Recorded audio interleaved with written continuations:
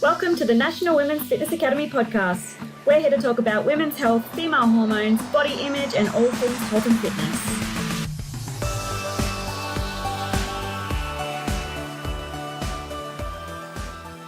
Hello, girls, and welcome back to another episode of the Women's Fitness Academy's podcast. I'm your host, Siggy, one of the WFA's educators and a women's body image and fitness coach. Today, I'm chatting with the lovely Stephanie Georgiou, who is a psychologist, a published author, and a foodie enthusiast. And you know what? As a woman who lives, actually as a woman who just lives, I love food so much. Steph, what's your favorite food? Oh my goodness. I love food too. Thank you so much for having me. What's my favorite food? Honestly, I feel like it's not a food, but it's a thing. And I love Nutella. It's one of my favorite things. I just enjoy it so much. And I think it was something I really used to restrict or think was bad, but I love it. I love all foods, to be honest. Asian fusion, if I'm going to pick a cuisine, is my absolute bomb go-to. But I love all foods. I love food is freaking life. Seriously. It is. It is. Well, speaking of food, for those who don't know what you do, Steph, do you mind, giving our listeners a little bit of a long, a short, a medium brief of, what it is they exactly are you doing? Yeah, absolutely. So for those who don't know me, my name is Steph and I'm a psychologist. I'm also a clinical psychology registrar. So I'm on my way to becoming a clinical psych. I've published a book, Food Gel, Breaking the Bars of Binge Eating, which is a self-help book designed to help women not go through the struggles that I went through. Although I think we all go through some sort of food disturbance or eating disturbance or body disturbance in our lifetime. And that's why I got into this work, because my story, I went through a 9-year eating disorder. Back then, mental health wasn't spoken about. It was very secretive and I didn't think I was doing anything wrong. In my mind, I was just wanting to lose weight and get fit and went to it in an extreme way, which I think many people will be able to relate to this episode today. Seriously, you're sparking so many memories from like my teenage years of binge eating. It's crazy. And it's so true, because back then, no one spoke about what was happening, about the cycles that we were experiencing. And obviously, as young adults, we didn't know how to express ourselves, where compared now, a lot of younger adults know how to communicate a little bit better because of the information out there. Yeah, absolutely. And I think social media, whilst it can be a double-edged sword, especially TikTok, there's so much education. There is awareness around different eating concerns, and it really is making people think about, what is that fine line? Am I disordered eating or am I on a fitness journey? And I think that's something we can take a deeper dive on as well. So let's talk about, well, let's dive into the binge eating. You said that you had suffered it for about 9 years. What was those 9 years like for you? It's super interesting because I was what I would call a very high functioning person with an eating disorder. And because it came seasonally, it wasn't always there. It would have patches where it would be bad and then it would go away and then it would come back. I never really thought it was serious because I was still able to maintain my life. It started when I was maybe 15 years old. I went to a modeling shoot and got a comment from the photographer, and then that sparked my dieting journey. And on top of that, growing up in a Greek household, my mum was always dieting. There was always low fat food in the house. Low fat was the norm. I just thought it was normal to want to lose weight and change your body. And I didn't know any different. And then as high school progressed and things got a bit worse and I opened a business after high school and it was more stressful, I think I then used food as my stress relief and that coping mechanism. When I got home, I just wanted to be alone. I ate very clean in public, and then in private, it was another story. That is so relatable. And I'm sure some of our listeners are like, oh my God, that's me. Or, that was me. I can so relate to that because I used to be an ice cream closet eater. I would not eat ice cream in public, but when I would get home, I would order it, or I'll just go buy it from the shops and literally demolish a whole container of it. Yeah, it's another world. It's almost, I describe it as you're in this food trance where you feel you have no control. You think it's going to be a new day tomorrow. I'm going to wake up, I'm going to start my diet. It's all going to be over. But what we don't realize is the restriction we're doing in public is actually perpetuating the binges in private. Let's talk a little bit about that, because I find well, we're going to chat about women, but I find that many women suffer from this cycle, but they're too scared of opening up about it as well. Yes. And the other reason is because they think that losing weight will solve the problem. If I just lost weight, if I was thinner, then it would be okay. But we've all been there. We all look back at that photo and think, oh my gosh, I thought I was fat in that photo, but I wish I looked like that now. It doesn't ever go away unless your mental state around it changes. And it's not just thinking positive all the time. That's a load of rubbish. It's about really taking a deep dive on, why is it so important for me to lose weight? Why is it so important for me to hit this particular number on the scales? Is it really going to solve my problems? The relationship between dieting and binge eating, we already know from our experience and our end as professionals, it's a very toxic relationship, because on one spectrum, they're wanting to lose weight, but then on the other, they're not noticing how much damage they're placing on themselves because they're continuously binge eating. And I'm sure you've seen this countless of times. Yes. And it is a tricky space where people do either medically or physically or health-wise do need to lose weight, but dieting really triggers binge eating. And then it becomes the priority of heal your relationship with food first, and then focus on the body or the weight goals secondly. And I think that's hard for people to do. Why do you think that's harder for them? The fear of weight gain. It's the one factor that stops people healing their relationship with food, stopping dieting, quitting these rigorous diet programs. People are so scared of gaining weight. It's so funny because we literally, before we started recording, I mentioned how I got sick and I got the barley cleanse, as they call it, and I lost about 4 kilos within the 1 week, and that's a lot of weight to lose. And it's just interesting to reflect back, because if that happened about 10 years ago, I would have been like, oh my God, that is awesome. I'm 5 kilos. This is it. Like, oh my God, I feel so much better. But now, obviously, my goals have changed, my perspective around food, my body, and all of that. And when I lost the 4 kilos, I was like, oh my God, I've Muscle. lost 4 kilos. Literally, I was like, oh my God, I look skinny. I don't want that. So it's interesting to notice the change of perspective that we have on our bodies. And this is obviously something that we're working towards women to make them realize it's not always about the weight loss.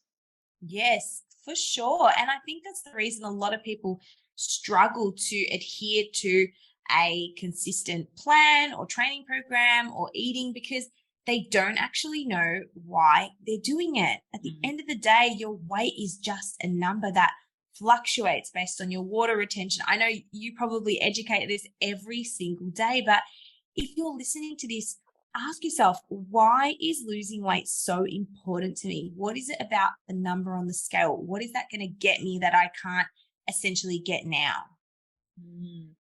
It's so true. And I know for a fact that, well, you know as well, that it's not usually about the number on the scale. It's a reflection of what they used to look like, whether it was like a year ago or 5 years, because that is in relation to the number that they saw on the scales back then. So they're thinking, oh, cool, well, I was 5 kilos lighter, so that's the body image that I'm wanting to be as.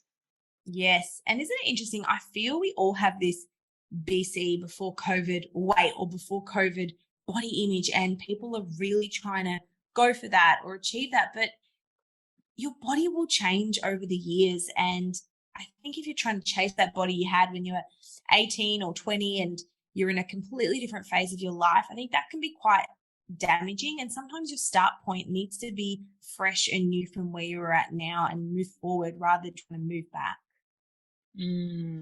That is so relatable to to women right now, because we have this perception of what we used to look like, 5, 10 years ago. What are some things that you would suggest someone to cope around that? Because that's a really huge thing Mm, for women, especially as adults. We know our bodies change on a yearly basis, from being in the 20s to 30s, 40s, 50s. Like, there's that continuously change, but women are just not wanting to factor that in, and they're holding on to what they used to look like. yes. Yes. And I think you got to ask yourself, what is the benefit of that? What is the benefit of looking back on the weight or shape I was when perhaps you didn't have as many life stresses, your eating was different, maybe you were in a different relationship dynamic.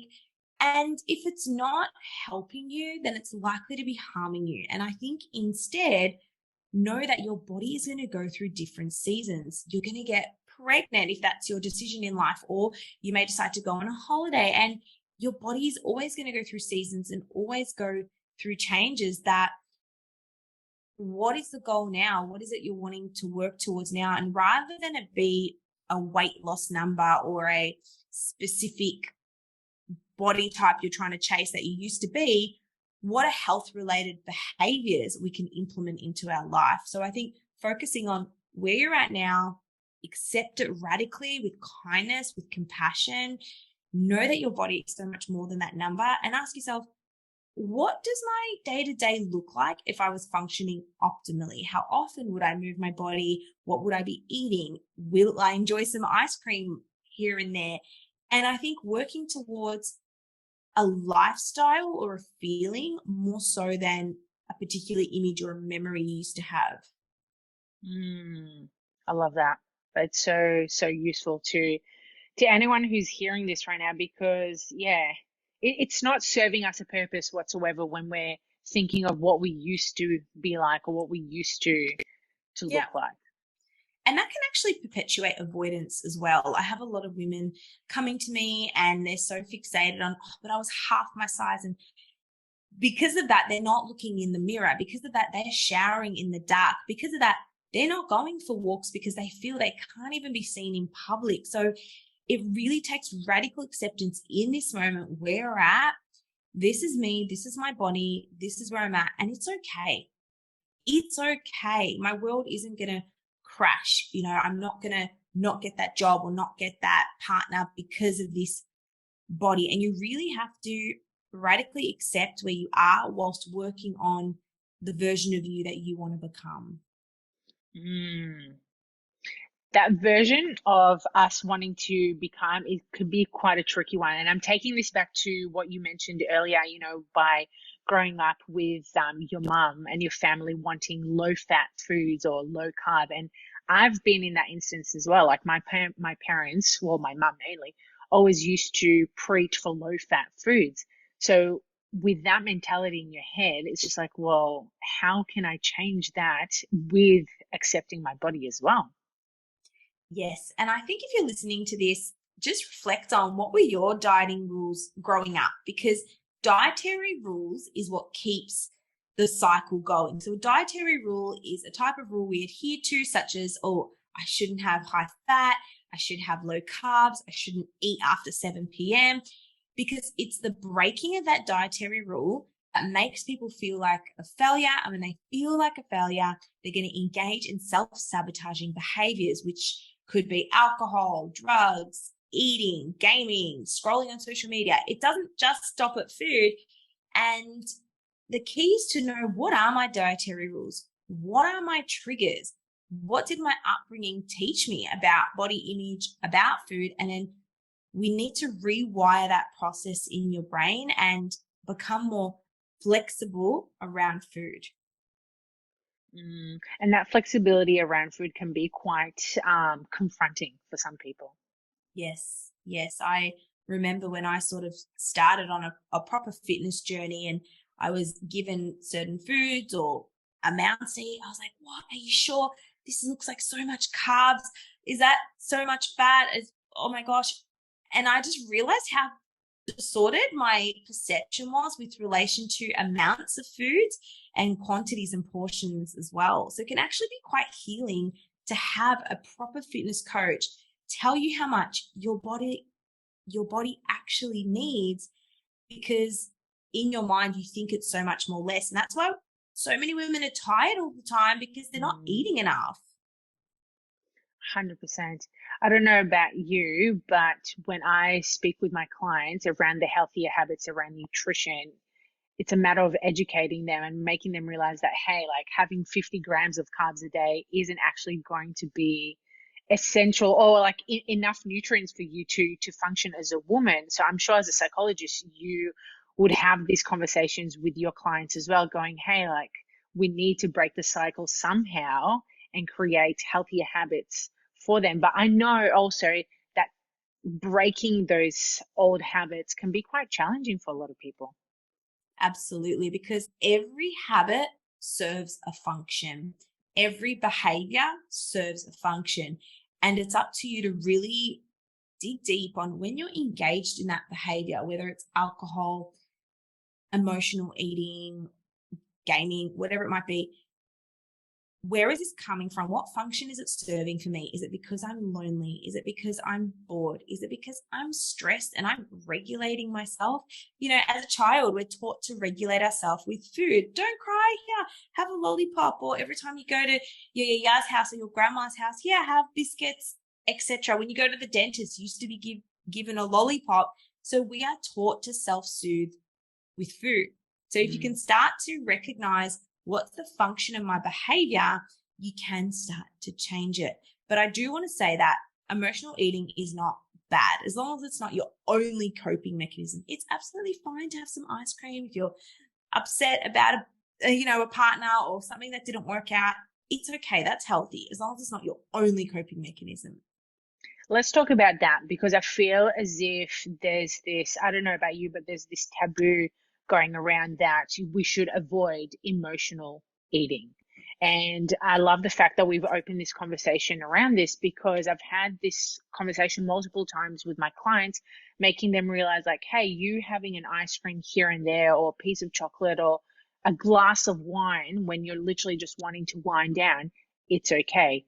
If you're having it multiple times and it becomes an issue, then cool, we need to look into that. So I'd love to hear your perspective around this. Yeah, for sure. And you're exactly right.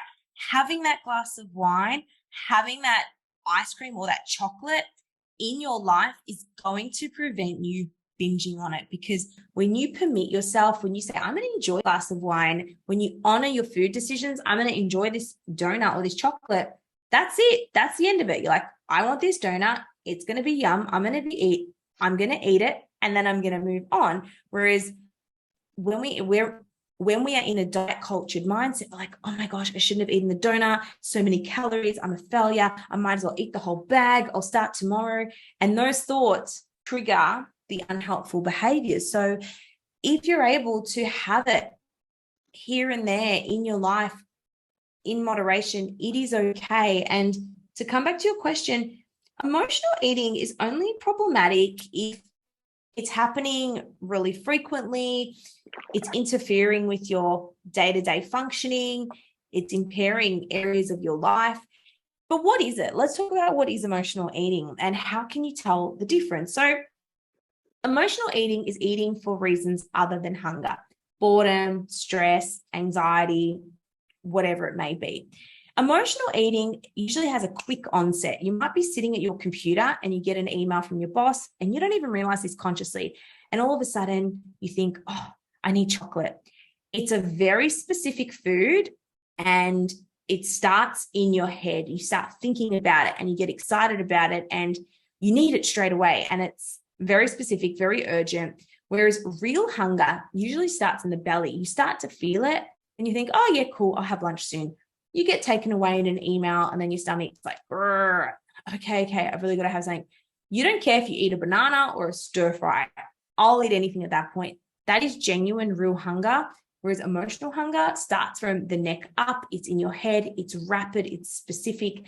And usually if you really, really pay attention, there is often a trigger, an email, something you're thinking about, someone that upset you. But we don't give ourselves time to reflect because we think we need to act on these urges straight away. I I love that we've opened this conversation because it's so true, because there's certain times that I used to emotionally eat where it wasn't true hunger, hence the ice cream, for many, many years, every weekend, I think it was like a Friday or Saturday night, somewhere along the weekend, that something would just trigger me in my head. I was overthinking or feeling anxious. I was like, I need the ice cream right now. And I would have it. I would self-soothe myself. But then the following week, it would just happen again. Yes, yes. And there's different types of binges. There's opportunistic binges, which means people plan it or they see an opportunity. So people might plan it. All right, Friday night, I've had a long day. That's it. Tonight when I go home, I'm going to have the ice cream. And research shows that it's actually the idea of doing it that gives us the dopamine and gives us the feeling more so than actually doing the behavior. So when you're eating the ice cream, you don't have that much of a dopamine rush as opposed to the idea of doing it. And this comes with anything. And then opportunistic binges is, okay, I've got an opportunity. No one's in the house. This is where I can do it. Or I'm out with friends. I can have all the pizza. I can do all this. So I think just being mindful of what does your binge eating or emotional eating look like? And look, they are different things. I'll just clarify. Binge eating is eating a large portion of food within a short period of time, such as 2 hours, and feeling a loss of control. So you may eat a gallon of ice cream or a liter of ice cream and you feel a loss of control. It's rapid. Whereas emotional eating, you may not eat great quantities of food, but the food you are eating is not because you're actually hungry. I hope our listeners are taking notes. There's so much here to take in and consider. And look, the reason I talk about this is because it's such a subconscious process that we are not even aware of. But even now, I'm looking back, and probably yourself as well, Siggy, and thinking, oh my gosh, that's what I used to do, or that was an opportunistic binge. But when you're in it, it's very hard to see what is going on if you don't have that ability to step back and observe yourself without judgment from a third perspective almost. It's so true. And I've worked with many women who've suffered binge eating, episodes. And for us as professionals, we are able to take them out of that situation and make them realize, like, is this a pre-planned, or is this something that just happens instantly? And by making them realize what's actually happening, then they can connect the dots and be like, okay, well, I pre-planned this because of X, Y, and Z. Or it's just like, oh no, in the moment, I just have to have that binge because I was, anxious. Yes. And I think there's this pressure too to want to, impress your coach or stick to a diet or whatever it may be. And when it's not perfect, people self-sabotage because we're very all or nothing thinkers, many of us. And if it's not perfect, then I might as well just blow it up. And I'm so glad you brought this up, because after the couple of weeks of being unwell, I didn't train. I barely ate enough food. So as we know, when we undereat, we feel lethargic, we're tired, there's no much energy going on. And I came on my story, I think it was at the start of last week, saying, I'm just going to rest for the following week and then I'll start again on Monday.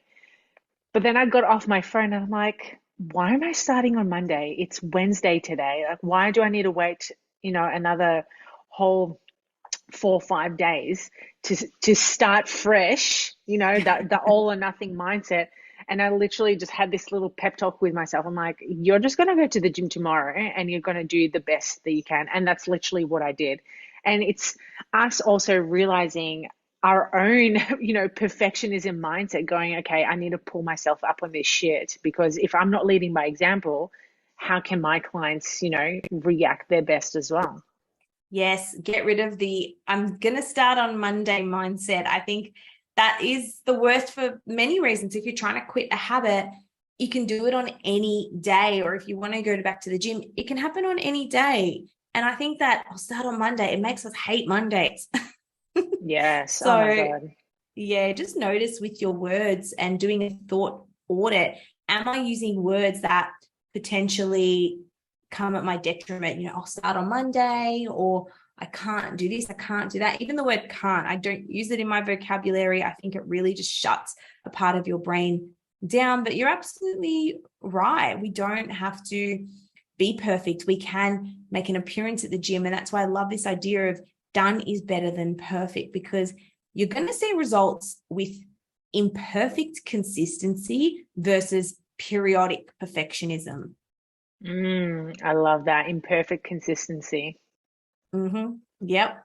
Be imperfect. It works.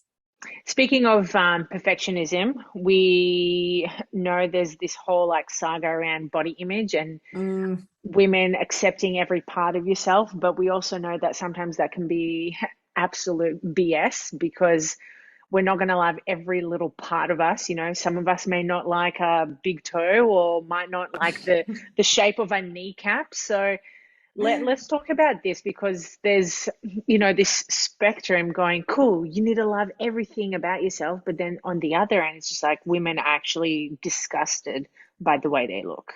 Yes, I know. And it's such a hard spectrum, because we've got the self-love spectrum, love your rolls, love your cellulite, all that.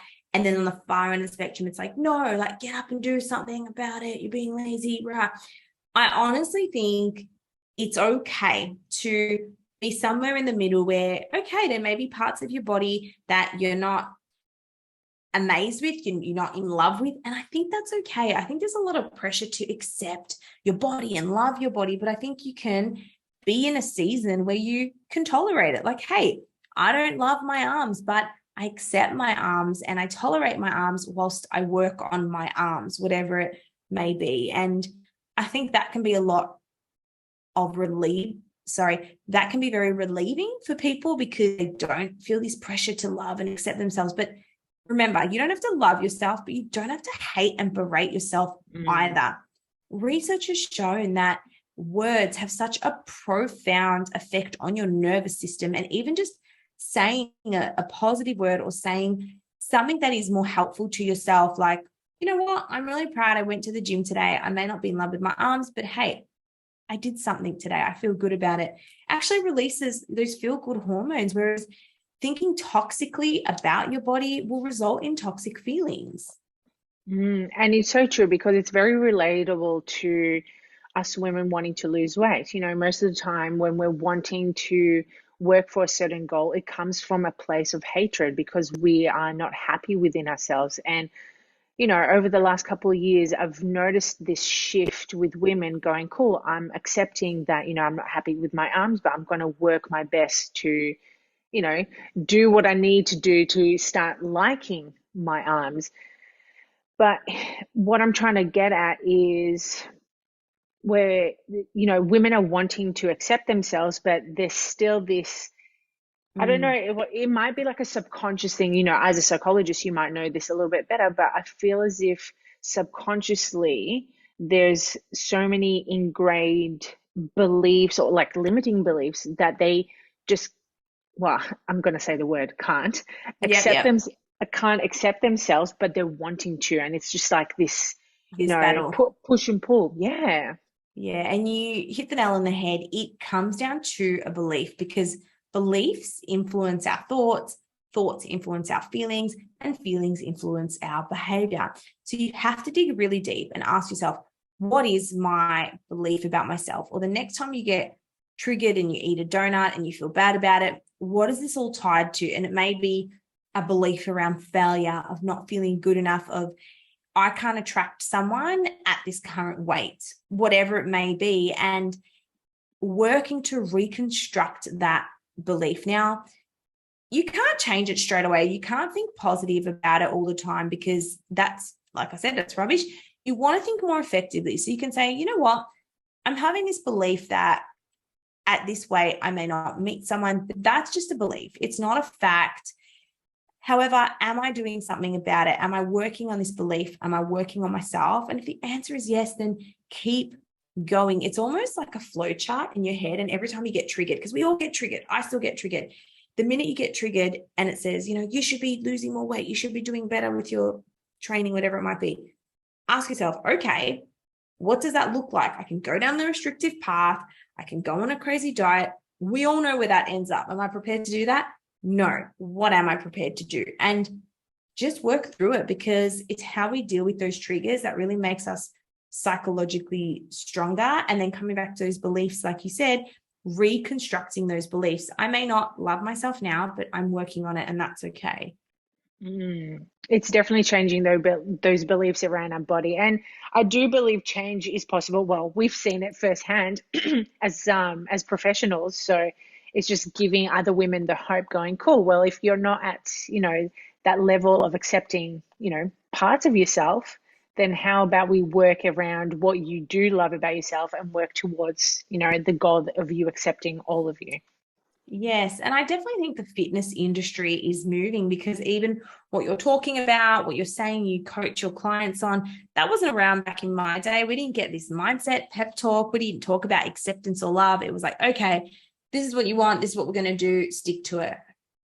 Literally, it's so funny that you mentioned that, because I remember my first coach, bless him, love him to bits, but he was so hardcore that he'd be like, well, if you didn't have your 100 grams of sweet potato, you're not working hard enough. Yep. And if you went off track, it was the end of the world. And I think we are adopting this cognitively more flexible mindset. And that's what needs to happen, because no one gets anywhere being strict all the time without a cost. It comes at a cost. Definitely. And speaking of cost, restriction, and going all hard, too soon. Before we started recording, you mentioned that you're 7 days caffeine free. Oh And my gosh. we know as, fitness freaks, or just women, high achieving working women, we rely a lot on caffeine. We rely a lot on coffee, whether it's a espresso, or almond latte, or soy cappuccino, whatever it is. I find that a lot of us have way too much of it, and it burns us out so quickly. Yes. And for those who don't know, I love coffee, but I am on day 7 of not having caffeine. And I've chosen to do this because, like you said, Siggy, even if you abused caffeine in the past or had an eating disorder in the past, there's still, I guess, residual impacts of that on your nervous system, on your adrenals, on your hormones. We're just correcting all of that now. And I think for a couple of reasons, I did decide to give it up. Number one, adrenal health, just working on my energy levels. It wasn't doing anything for me, but I was really willful. I got told in July, hey, come off caffeine for 2 weeks. We're going to reset your adrenals.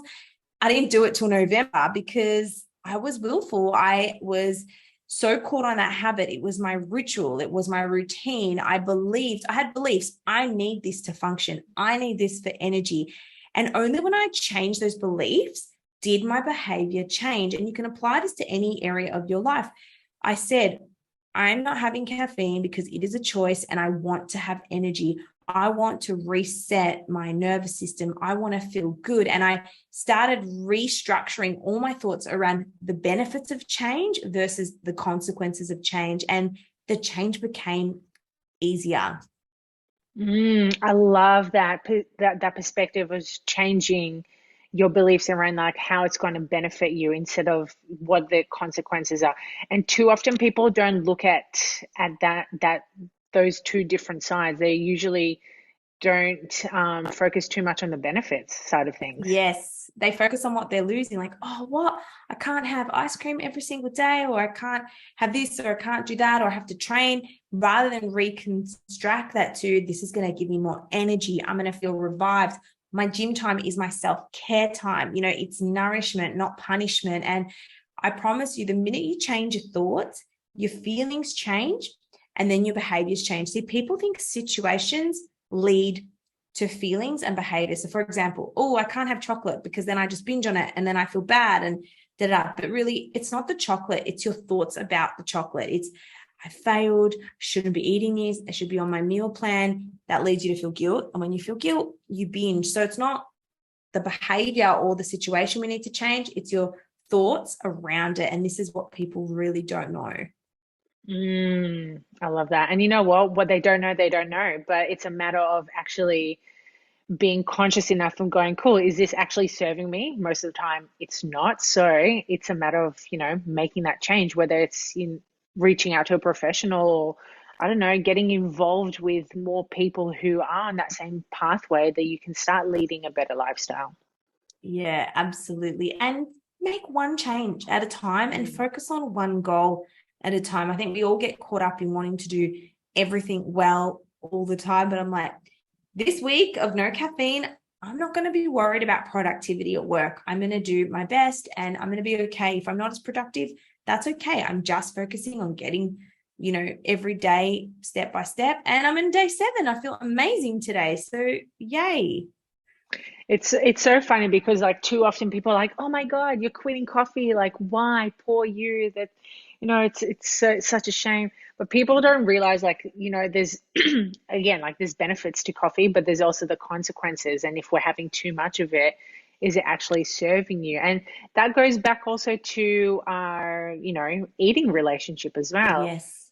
Yes. And you're absolutely right. We don't actually, because caffeine is available, it's not regulated, we are over consuming it. And I think for women in particular, a lot of them have it to suppress their appetite, because now I'm not having it. I'm like, what? I'm hungry all the time. What's happening? And I think you got to reflect on why you're doing something, what it's doing for you. And yeah, is it related to an eating disordery kind of belief or behavior? And then go from there. It's hard. Anything in life is hard, but you got to choose your hard. Yeah, it's so true. So, so true.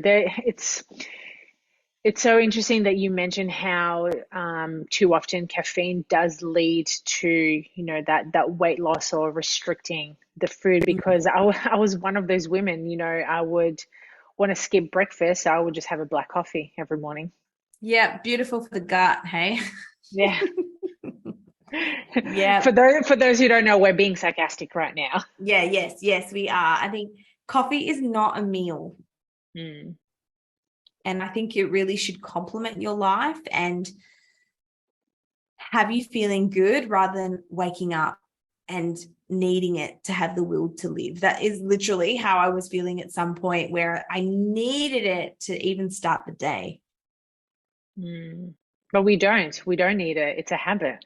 It's a habit and it's an ingrained mindset. And I think it's not regulated. So we just go at it and go at it. And look, there's nothing wrong with caffeine. It is very beneficial in different ways. But I think just something I've reflected on this week is I never thought I would be able to make this change. And look, I am going to go back to coffee. I love it. There's so much I love about it psychologically, but within limits and guidelines.